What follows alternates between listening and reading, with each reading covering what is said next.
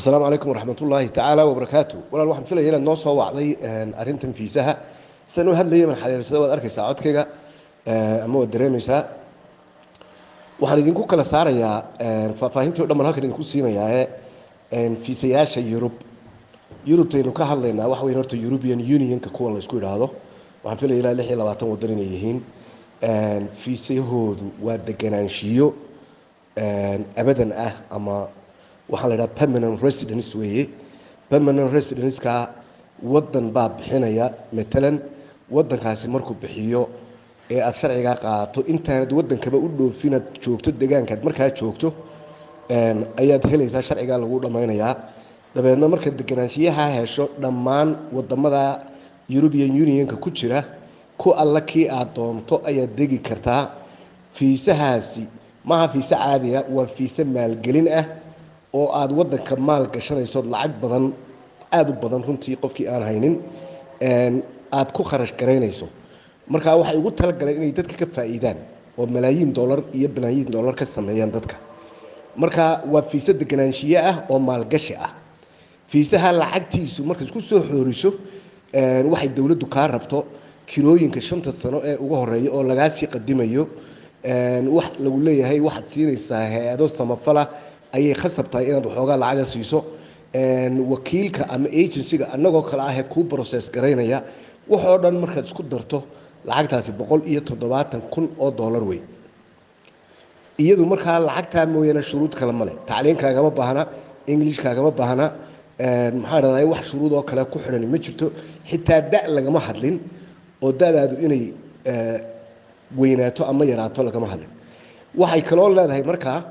afarta qof ee ugu horeeya ee familigaaga ama waalidka ku dhalay ahaado ama ubadkaaga ha ahaado ama caayilad kale kugu dhow ha ahaado afarta qof ee ugu horeeya min $5,000 kaliya ayaa laga qaadaya wad ka haysanaysaa marka macnaheedu waxa weeye fiisaha 170 ilaa 5 qof ayaa ku tagi karaya iyagoo waxaan 10,000 ka badnayn ku daray ay ku tagi karayaan marka kaasi qof maal qabeena oo hantiila ah ayaa loogu tala galay oo wadanka degaya oo sharciyada iyo fiisaha Yurub iska raba inuu nolosha ku noolaado ama safarada iyo baac mushtarka iyo waxaas u fududaadaan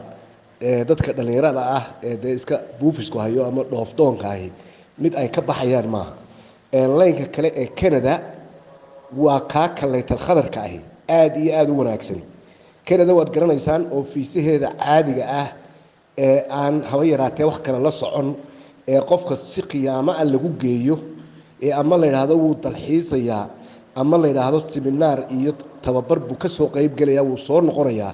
ee dabeedna dadkii uu la socday hadhow markuu wadanka galo ka hara oo macnaheedu yahay qofkaas markaa sharcina kuma soo gelin saxa oo yaani sharci kuma laha wadanka shaqo uma taalo deganaanshiye kale ma laha guri kuma laha uu kireystay qofkaasi markaa nolol saxariir buu deegalaa wadamada dhan ilaa 2 sano 3 sanadood bay ku qaadataa inuu dulsaarka iyo martida uu dadka la ku dul nool yahay uu ka baxo oo isagu kaligii sharci helo haduu doono ku meel gaar baa ahaade dabeedna uu shaqo helo tacliin helo marka fiisaha saxariirka ah ee wadanka igeli wadanka aan galo ay ujeedadiisuba ahayd wixii hadhow ay qabsanaya hay qabsadaan fiisaha soo kaliya wad ogtiino 25 ilaa 30 kun ayaa dunida oo dhan anu Kenya aan arkay halkan aan arkay ummado badan baan arkay 30 kun ilaa 25 baa ugu yar intay ku baayacaan laakiin kani fiisahan Canada ee aanu hayno isagoo qofku fiisihii uu ku galay helaya oo permanent residence sharci abadan ah oo uu ku noolaado wadanka Canada oo macnaheedu yahay xuquuqdii dhaladka halka degan ee u dhashay xuquuqdeedii oo dhan uu yeesho xaggii tacliinta xaggii caafimaadka xaggii shaqada xaggii deganaanshiyaha wax kasta fiisihii ku galida iyo sharciga noocaasa iyo shaqadii oo waliba intaanu bixinba loo sii diyaarinayo saddexdaa shuruudoodba isagoo wata mucjisooyinka uu leeyahay waxa kamid ah in lagu xiray 2 shuruudood oo kaliya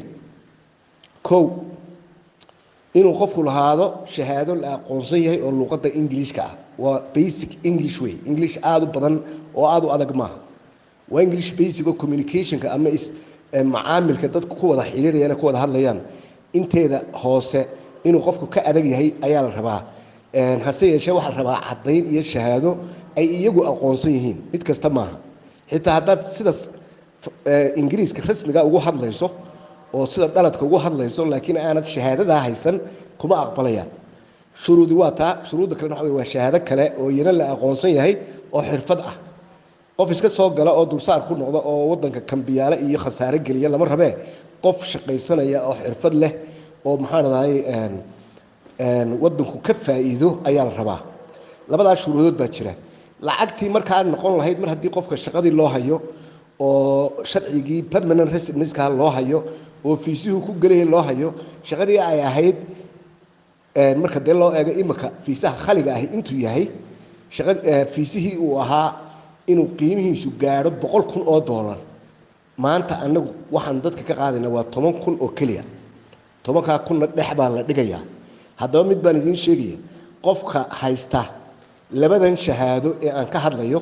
shahaado la aqoonsan yahay English ah iyo shahaado la aqoonsan yahay oo xirfad ah kuwa Soomaalidu kuma jirto shahaadooyinka Soomaalida cidina ma aqoonsana waayo wadamo iyo deegaano waxaan nahay corruption iyo musuqmaasuq loo diiwaan geliyay oo runtii wax laga aamina ay yar tahay laakiin shahaado European ah matalan ama Indian ah ama xitaa Ethiopian ah oo ma garanaysa la aqoonsan yahay baa la rabaa haddii qofku labada shahaado uu haysto processka iyo talaabooyinka fiisa raadinta iyo fiisa u soo samaynta waxaanu bilaabaynaa markuu qofku soo noo yimaado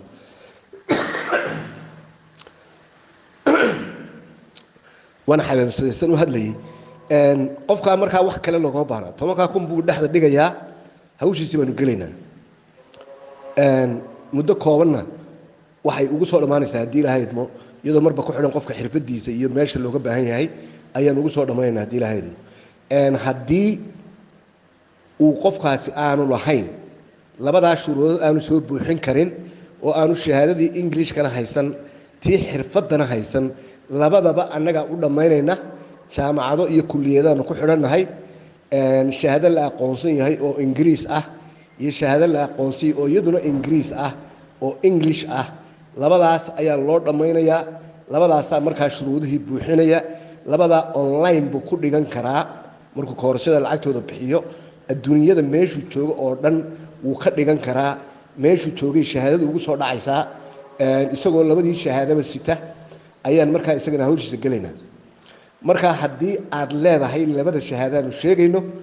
mid lagaagama baahna lacag ah oo qadimaad ah wax weeyaan $10,000 baad meel dhigaysaa dabeedna hawshaadii baanu gelaynaa processkaagii fiisaanu kugu soo saarayna haddii laakiin aanad lahayn baan idin idhi waxa weeyaan labadaba annaga kuu dhammaynaynaa laakiin lacag noqon lahayd ilaa $5,000 oo labadaa shahaado ku kacayaan waayo dee shahaadooyinka qaar baa postgraduate diplomas ah postgraduate yani xitaa digriga way ka sareeyaan waa master oo kale qaar baa level 6 ah oo iyana digriga u qalma qaar baa level 5 ah qaar baa 4 ah qaar baa 3 ah way kala yara qiimo duwan yihiin laakiin average-kooda waxaan isugu soo ururinay $1,000 labada koorasba kooraska Englishka ah iyo kooraska xirfadda ah qofka jooga deegaanada Soomaalida meesha ugu sukaysa ee markan kooraskii luqadda aanu qofka fahansiino ee xitaa sida imtixaanka Englishka loo qaadayo ee hay'adda Ingiriisku u qaadayo hay'adda Ingiriis oo maqaata oo British Council la yiraahdo cid kale imtixaanka looma ogola waad baran kartaa kooraska oo annagoo kale waanu ku dhigi karnaa san imika ba sameynayno laakiin marka imtixaanka galayso inaad xafiiskooda tagto meesha doonahaado wadanku doonaha ku yaalo oo gaadhi deegaanada Soomaalida oo dhan ka ugu dhow waa Addis Ababa marka kooraskii Englishka oo basicii grammarka iyo naxwaha qofka laga dhisay oo haddana kooraska maxaa la imtixaanka ay qaadayaan siyaabaha iyo qaybaha iyo meelaha uu ka imanayo si cad qofka loogu dhigay oo loo fahansiiyay oo waliba imtixaanada ay qaadayaan kuwa lamida laga qaaday 100% la hubiyay inuu ka adag yahay imtixaanka inuu dhibcaha ugu sareeyo keeno ayuu qofku markaa tagaya xarunta British Council-ka ee ugu dhow ee shahaadada lagu bixiyo imtixaanka lagu qaado ee dibadda shahaadada la bixiyo